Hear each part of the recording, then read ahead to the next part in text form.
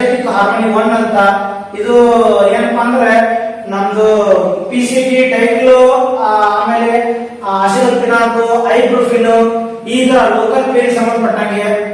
ಇದು ಏನಪ್ಪಾ ಅಂತಂದ್ರೆ ಬಯೋಜೆಟಿಕ್ ಹಾರ್ಮೋನ್ 2 ಅಂತಂದ್ರೆ ಟೋಟಲ್ ಆಗಿ ನಮ್ದು ಲಿವರ್, ಆಮೇಲೆ ಟಾನ್ಸಿಲ್, ಆಮೇಲೆ ಗ್ಯಾಸ್ಟ್ರಿಕ್ ಸಂಬಂಧಪಟ್ಟಂಗೆ, ಥೈರಾಯ್ಡ್ ಸಂಬಂಧಪಟ್ಟಂಗೆ, ಜಾಯಿಂಟ್ಸ್ ಅಂಡ್ ಬೋನ್ಸ್ ಸಂಬಂಧಪಟ್ಟಂಗೆ, ಸಯಾಟಿಕ ಸಂಬಂಧಪಟ್ಟಂಗೆ, ಪ್ರೋಸ್ಟೇಟ್ ಯಾರಾದ್ರೂ ಮನೆಯಲ್ಲಿ ಏಜ್ ಇದಾರೆ ಅವ್ರು ಕೂದಲು ಯೂರಿನ್ ಪಾಸ್ ಮಾಡ್ತಾರೆ, ಈ ಪ್ರೋಸ್ಟೇಟ್ ಹಾರ್ಮೋನಿಕ್ ಪ್ರೋಗ್ರಾಮ್ ಒಂದ್ ವಾರ ದಿನಕ್ಕೆ 3 ಸರಿ ತಗೊಂಡ್ಬಿಟ್ರೆ ಆ ಫ್ರೀಕ್ವೆಂಟ್ ಯೂರಿನ್ ಸ್ಟಾಪ್ ಆಗುತ್ತೆ.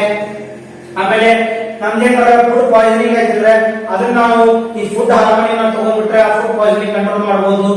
ಮೆರಿಡಿಯನ್ ಪ್ರೋಗ್ರಾಮ್, ನನಗೆ ಸ್ಕಿನ್ ಅಲರ್ಜಿ ಅಂತಂದ್ರೆ ಈ ಅಲರ್ಜಿ ಮೆರಿಡಿಯನ್ ಪ್ರೋಗ್ರಾಮ್ ತಗೋಬಹುದು. ಬಹಳ ಇದೆ, ಸೆವೆರಲ್ ಇದೆ. ಸೊ ನಮ್ದು ಲಂಗ್ಸ್ ಸಂಬಂಧಪಟ್ಟಂಗೆ ಬಹಳ ಇದೆ. Spleen, nerve harmony, kidney harmony, ಚಕ್ರ 7 ಚಕ್ರಗಳಿದಾವೆ.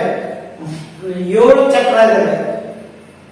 ಮೂಲಾಧಾರ ಚಕ್ರ, ಸ್ವಾದಿಷ್ಠ ಚಕ್ರ, ಮಣಿಪುರ ಚಕ್ರ, ಅನಾಹತ ಚಕ್ರ, ವಿಶುದ್ಧ ಚಕ್ರ, ಆಜ್ಞಾ ಚಕ್ರ, ಸಹಸ್ರ ಚಕ್ರ. 7 ಚಕ್ರಗಳು ಇಂಬ್ಯಾಲೆನ್ಸ್ ಇದ್ರೆ ನನಗೇನಪ್ಪ ಅಂದ್ರೆ ನನ್ನ ಬಯೋ ಇನ್ಫಾರ್ಮೇಶನ್ ಫೀಲ್ಡ್ ಗೆ ನೆಗೆಟಿವ್ ಎನರ್ಜೀಸ್, ನೆಗೆಟಿವ್ ಸರ್ಕಮ್ಸ್ಟಾನ್ಸ್ ಇಂದ ನನಗೆ ಡಿಸೀಸ್ ಬರ್ತದೆ. ಆ ಡಿಸೀಸ್ಗಳು ಈ ನಮ್ಮ ಚಕ್ರಗಳನ್ನ ಡ್ಯಾಮೇಜ್ ಮಾಡುತ್ತೆ.